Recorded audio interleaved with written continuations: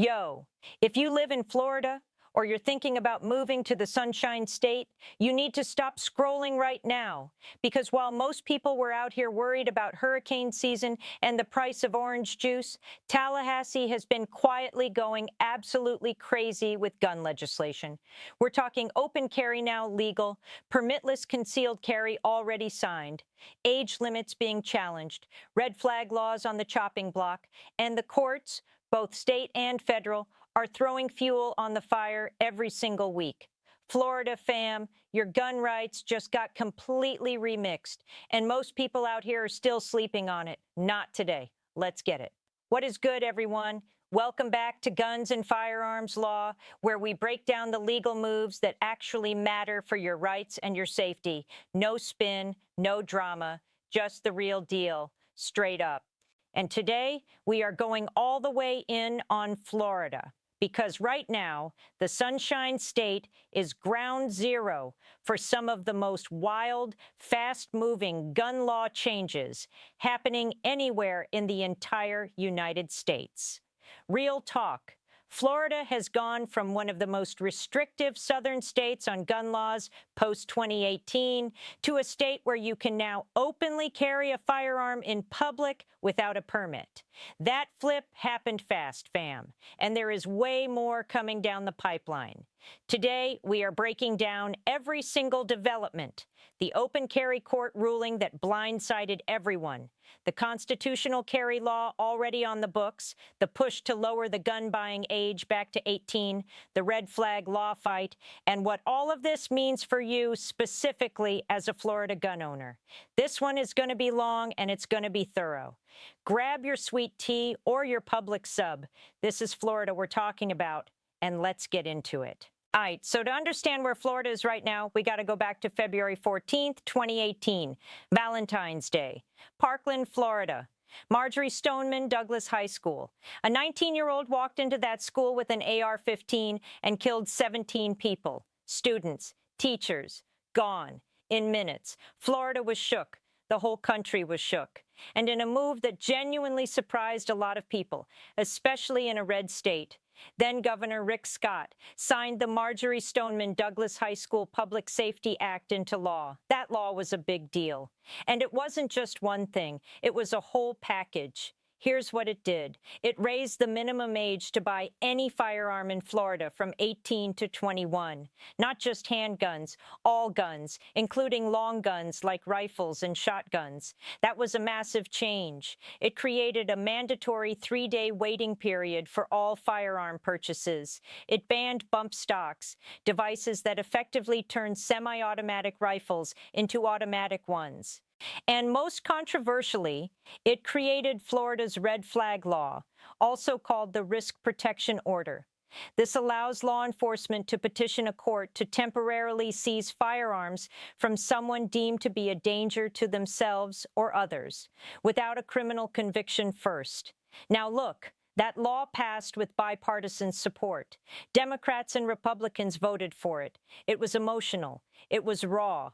Parkland was still bleeding, but fast forward to 2026, and the landscape looks completely different. The courts have been going to work. The legislature has been filing bill after bill, and some of the biggest changes in Florida gun law history have already happened, with more coming fast. Florida's gun law story right now is genuinely one of the most dramatic policy reversals you'll see anywhere in America. And it ain't done yet, y'all. Let's start with the W that already happened, because this one was massive, and a lot of people still don't fully understand it. In 2023, Governor Ron DeSantis signed constitutional carry into law in Florida.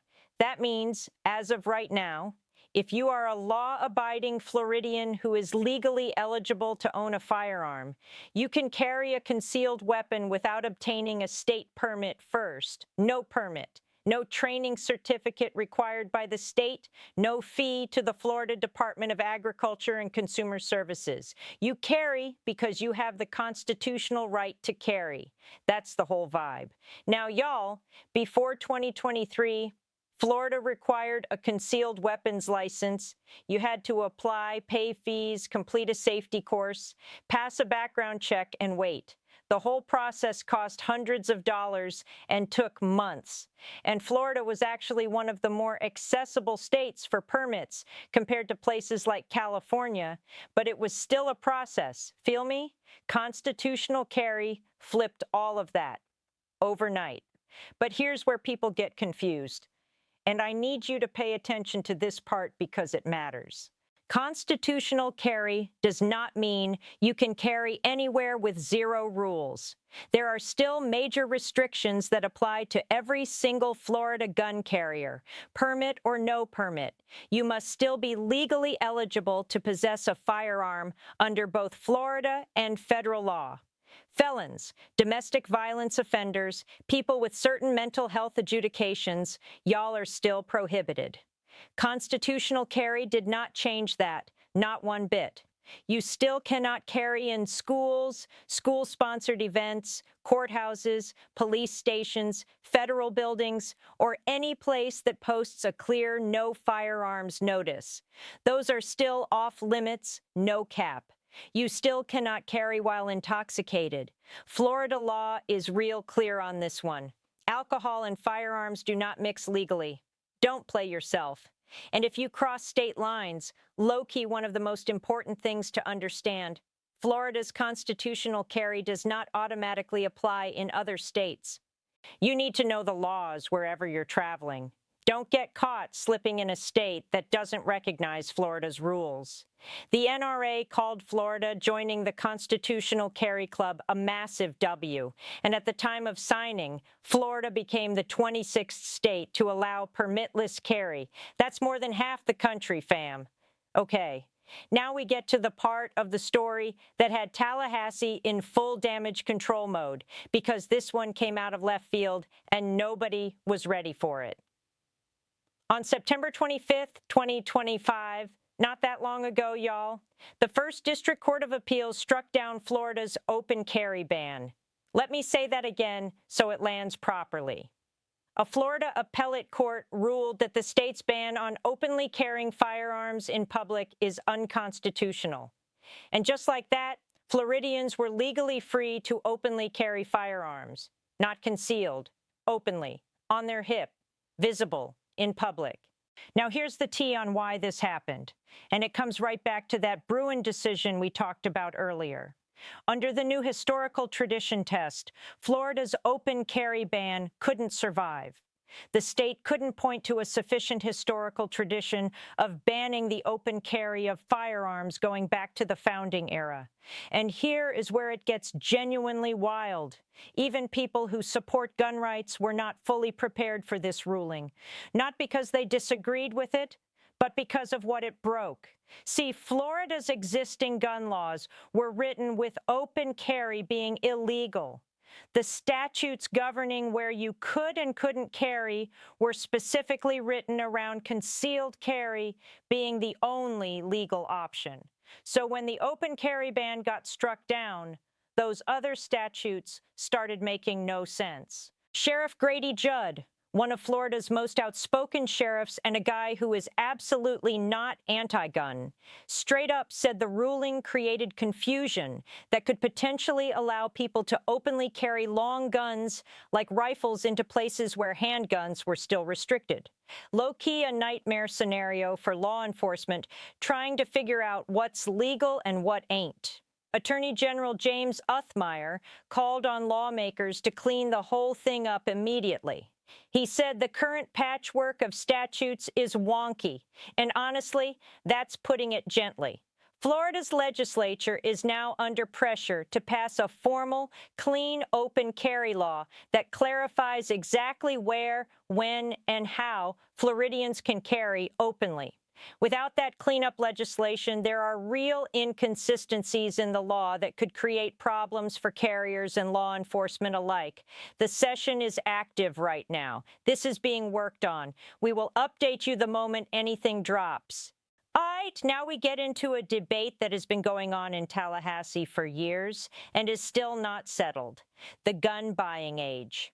After Parkland in 2018, Florida raised the minimum age to buy any firearm from 18 to 21. That was part of the Marjorie Stoneman Douglas Act.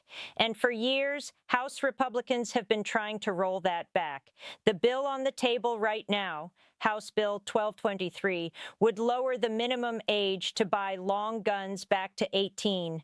Not handguns, long guns specifically, rifles, shotguns, that kind of piece. The bill's sponsor, Representative Tyler Siroa from Merritt Island, has been real straightforward about his position. He believes the 2018 age restriction is the wrong public policy for Florida, and he's been bringing this bill back session after session. In his words, he's doing this for the 18 to 21-year-olds and folks in rural areas of Florida who use rifles and long guns regularly. And the argument hits different when you think about the military angle. An 18-year-old can enlist in the United States Marine Corps. They can pick up an M4 carbine, deploy to a combat zone, and fight for this country. But when they come home to Florida, before this bill passes, they can't walk into a gun store and buy a hunting rifle. Governor DeSantis put it bluntly. A Marine can carry a rifle in Fallujah but can't buy one to go hunting in Florida. That's the vibe the bill's supporters are pushing. But on the other side, and real talk, this is where emotions run deepest. Democratic representatives from Parkland and Orlando are not having it. Representatives Dan Daly from Coral Springs, a Parkland area lawmaker, reminded the chamber that a 19-year-old walked into Marjorie Stoneman Douglas and killed 17 people in minutes with an AR-15. That is not a hypothetical. That happened in Florida on Valentine's Day. Repargam. Anna Escamani from Orlando, whose district includes Pulse nightclub, where 49 people were killed in a mass shooting in 2016, called the push to undo these protections deeply troubling.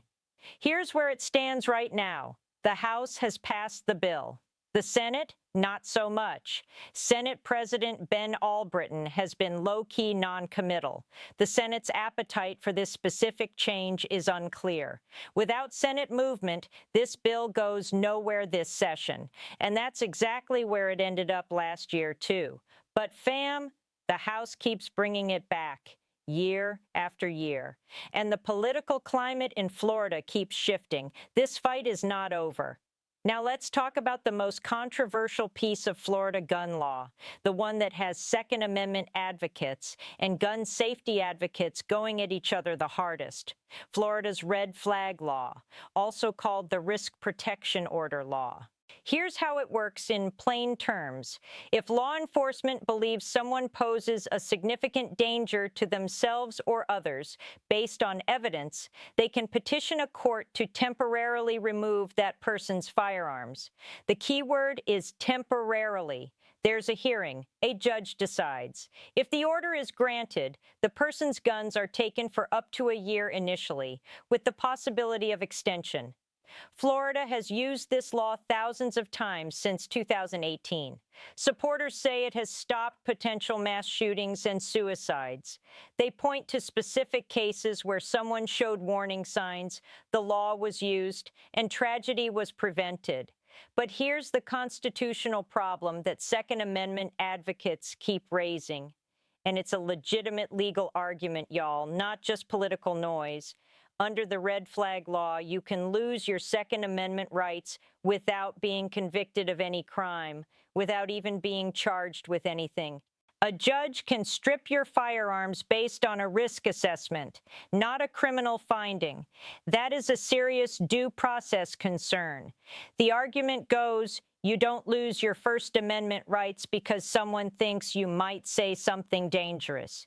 You don't lose your Fourth Amendment rights because someone thinks you might commit a crime. Why is the Second Amendment treated differently? Bills have been filed in Florida's legislature to repeal or significantly weaken the red flag law.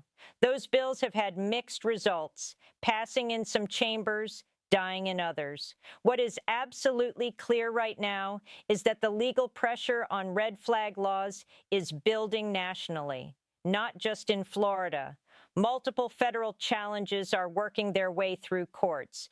The Bruin framework is being applied to these laws, too. And at some point, the Supreme Court is going to have to weigh in definitively on whether these laws can survive constitutional scrutiny. For Florida gun owners, watch this one closely. This is one of the most legally uncertain pieces of Florida gun law right now. 8, fam. We've covered a lot of ground. Let me bring it all the way home and give you the practical breakdown. If you are a law-abiding Florida gun owner right now, here is your current reality. 1, you can carry concealed without a permit. Constitutional carry is the law. If you are legally eligible to possess a firearm, you can carry concealed in Florida without a state permit. You don't got to pay fees to Tallahassee. You don't got to wait months. You carry because you have the right to carry. That's already a done deal. 2, open carry is currently legal, but messy. Thanks to the September 2025 court ruling, open carry is now technically legal in Florida. But the statutory cleanup hasn't happened yet, which means there are genuine gray areas. Until the legislature passes a clean open carry statute, you need to be extra careful and stay up on updates. Don't be out here assuming everything is crystal clear right now, because it ain't, no cap. 3, you still cannot buy a long gun at 18 in Florida. Until and unless HB 1233 passes the Senate and gets signed, the minimum age to buy any firearm in Florida is still 21. Military exceptions exist, but for the average 18 to 20-year-old Floridian, the restriction is still in effect. Know this before you walk into a gun store, fam. 4, the red flag law is still active. Florida's risk protection order law is still fully on the books and being used. If you or someone you know is showing signs that could trigger a petition, understand that law enforcement has the legal tool to temporarily remove firearms. This is not theoretical. It's been used thousands of times. 5, where you can and cannot carry remains critical. Even with constitutional carry and open carry now legal, there are still serious restrictions on where you can carry in Florida. Here's the quick list of places where carrying is still prohibited. Schools and school-sponsored events, absolutely off limits. Full stop. Courthouses and law enforcement facilities, polling places during elections. Yes, this is a real Florida law. Any establishment that primarily serves alcohol, bars, clubs, that whole scene, college and university campuses, this one catches people off guard constantly. Government meetings open to the public, any place that posts a clear no firearms sign. Private businesses have that right. If you slip up in any of these locations, you are looking at a criminal charge. Don't play yourself by assuming open carry means carry everywhere. It does not. 6, traveling out of Florida is still your responsibility. Florida's gun laws stay in Florida. The moment you cross into Georgia, Alabama, or any other state, you are subject to that state's laws. Some states recognize Florida's concealed weapons license as reciprocal. Some don't. Some states have constitutional carry themselves. Some states will lock you up for the same carry that's perfectly legal back home in the 305. Know before you go, fam. This is not something to learn the hard way. Real quick, I want to take a second to talk about the culture around all of this, because Florida has its own energy around gun rights. And if you're from here, you already know. Floridians don't play when it comes to self-defense. This is the state that gave the country Stand Your Ground law, the most famous self-defense statute in America.